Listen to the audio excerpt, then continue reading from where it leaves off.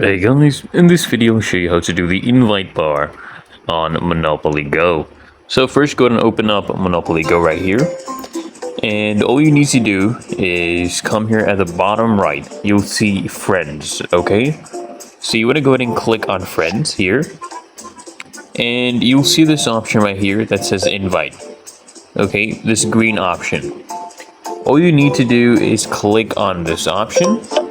And basically we have a bar, okay, and you just need to invite your friends to play the game. Each time a friend accepts your invitation and actually joins Monopoly Go, the invite bar actually goes ahead and progresses, okay. And when you have, for example, 10 friends, you get a gift, and this is the gifts you actually get, right?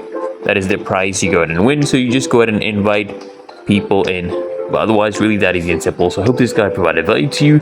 And if it did, consider smashing the like button, as well as subscribing to Appier Solutions. And I'll see you guys in the next one.